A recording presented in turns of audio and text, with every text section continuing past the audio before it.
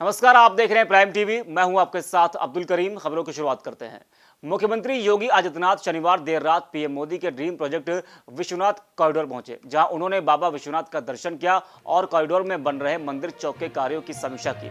CM योगी ने BHU और circuit house में अधिकारियों के साथ बैठक की। इसके बाद वो पहले काल भैरव मंदिर, फिर काशी विश्वनाथ मंदिर पहुंचे। इस दौरान बाबा विश्वनाथ की श्रृंगार भोग आरती चल रही थी। इसमें सीएम योगी भी शामिल हुए। आरती के बाद मुख्यमंत्री मंदिर परिसर में चल रहे निर्माण कार्य देखने पहुंचे। अयोध्या में राम की पैड़ी के बाद योगी सरकार रामनगरी से 4 किलोमीटर दूर अब दर्शन नगर में स्थित सूर्य कुंड को विकसित करने जा रही है। बता दें कि अयोध्या दौरे के दौरान सीएम योगी ने सूर्य कुंड का भी दौरा किया था और इस दौरान उन्होंने इस पौराणिक स्थल को विकसित करने की बात कही थी, जिसको लेकर अब विकास प्राधिकरण ने कवायद शुरू कर दी है। विकास प्राधिकरण के वीसी डॉक्टर नीरज शुक्ला ने बताया कि सूर्य कुंड को विकसित करने के लिए कार्ययोजना बना ली गई है। जल्द ही इस पर काम शुरू हो जाएगा। सूर्य कुंड का दौरा किया था और उन्होंने उसको विकसित करने का आदेश दिया है। उसके क्रम में विकास प्राधिकरण द्वारा उसकी योजना तैयार की गई है, कार्य योजना तैयार की गई है। इसके अंतर्गत नए सिरे से बाउंड्री वॉल का निर्माण किया जाएगा और उस बाउंड्री वॉल में भगवान राम से संबंधित जीवन वृत्तियों को दर्शाया जाएगा। इसके साथ साथ बच्चों का और दिन भर का अट्रैक्शन के लिए बच्चों के लिए वहाँ पे बड़े बड़े झूले लगाए जा रहे हैं। साथ ही साथ एक साइंस पार्क डेवलप किया जा रहा है। एक ओपन एयर थिएटर बनाया जा रहा है। झांसी में मऊ रानीपुर थाना क्षेत्र में बदमाशों और पुलिस के बीच मुठभेड़ हो गई। इस दौरान दोनों ओर से फायरिंग शुरू हो गई, जिसमें गोली लगने से एक 10,000 का इनामी बदमाश घायल हो गया। वही मौका देखते हुए बदमाश का एक साथी फरार होने में कामयाब हो गया। पुलिस ने घायल बदमाश को अस्पताल में भर्ती कराया। पुलिस ने बताया कि पकड़ा गया आरोपी लूट और हत्या जैसे मामलों में फरार चल रहा था। फिलहाल पुलिस ने पकड़े गए आरोपी के खिलाफ केस दर्ज कर मामले की जाँच शुरू कर दी है। जनपद झांसी थाना मौरानीपुर में हत्या के मुकदमे में वांटेड चल रहा राहुल कंगार आज मुठभेड़ के दौरान गिरफ्तार किया गया है। मुखबिर की सूचना के अनुसार राट रेंज के जंगल में बदमाश राहुल कंगार छुपा हुआ था और जिसके ऊपर 10,000 की इनाम भी घोषित था। एक मछली पालन के ठेकेदार को कुछ दिन पहले ही गोली मारकर हत्या किया है। इसमें यह लगातार वांटेड चल रहा था। अलीगढ़ के टप्पल थाना क्षेत्र में पुलिस ने अंतर्राज्यीय गांजा तस्करों का खुलासा किया है। बता दें कि एसटीएफ द्वारा यमुना एक्सप्रेसवे पर लगातार ट्रकों से गांजा अन्य राज्यों में भेजने की सूचना मिल रही थी, जिसके चलते पुलिस ने यमुना एक्सप्रेसवे पर उड़ीसा से दिल्ली लेकर जा रहे 3 अंतर्राज्यीय गांजा तस्करों को पकड़ लिया है।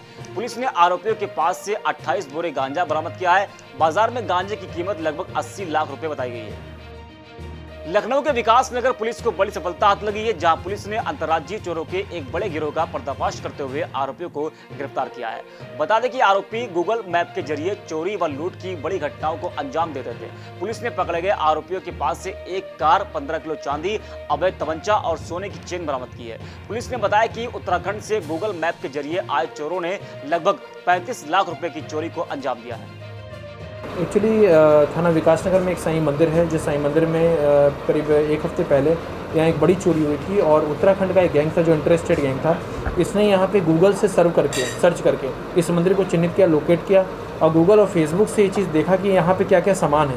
उन सामानों को चिन्हित कर लिया और उसके बाद इसका ये गैंग कार से आया और आकर इन्होंने क्या कहते हैं रात में करीब 3:15 बजे चोरी किया और 2 से ढाई मिनट के अंदर इन्होंने लगभग 35 लाख रुपये का जेवर, जिसमें चांदी का छत्र था, 5 खड़ाऊँ थी, उनका चेन था और कुछ दिया थी इत्यादि को चोरी करके यहाँ से लेके गए। अलीगढ़ के इगलास थाना क्षेत्र में देश को गोल्ड मेडल दिलाकर देश का गौरव बढ़ाने वाले हॉकी के महानायक मेजर ध्यानचंद का जन्मदिन धूमधाम से मनाया गया।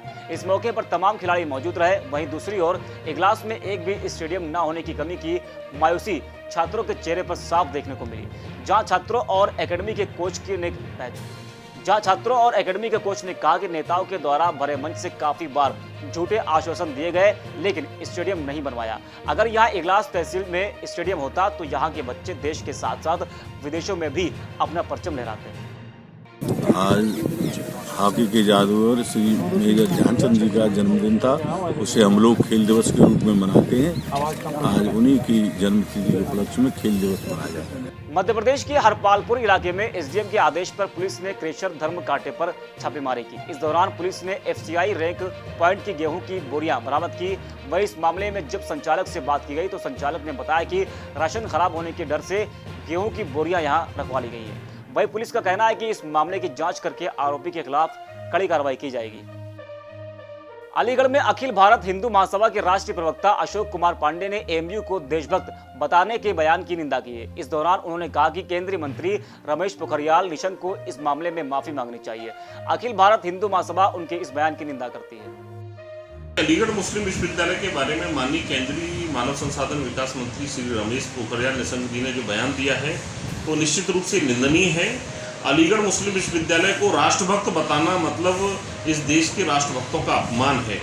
वह विश्वविद्यालय जहां पर देश के विभाजन की नींव रखी गई, वह विश्वविद्यालय जहां से निकले हुए नेताओं ने इस देश में आतंक पैदा किया, जहां सिमी जैसे आतंकी संगठन का गठन हुआ, जहां बुरहान मन्नान बानी जैसे छात्र निकले, जहां पर आतंकियों के सम्मान में सभाएं की जाती हैं, जहां भारत माता के विरोध में नारे लगाए जाते हैं, पाकिस्तान जिंदाबाद के नारे लगते हैं, भारत सरकार के विरोध में नारे लग रहे हैं, सीएए और एनआरसी के विरोध के नाम पर देश के विभाजन का षड्यंत्र जिस विश्वविद्यालय में किया जा रहा है, ऐसे विश्वविद्यालय को श्री रमेश पोखरियाल निशंक जी अगर राष्ट्रभक्त कहते हैं तो मैं समझता हूं इससे ज्यादा अपमान राष्ट्रभक्तों का और देश का नहीं हो सकता है। पीलीभीत में नगरपालिका की लापरवाही सामने आई है, जहां मूसलाधार बारिश से शहर की सभी सड़कें जलमग्न हो गई हैं। चंद घंटों की झमाझम हुई बरसात से नगरपालिका के सफाई व्यवस्था की पोल खुलकर रह गई है। सड़कों पर जलभराव होने की वजह से लोगों का आवागमन प्रभावित हो गया है, जिससे लोगों को काफी समस्याओं का सामना करना पड़ रहा है।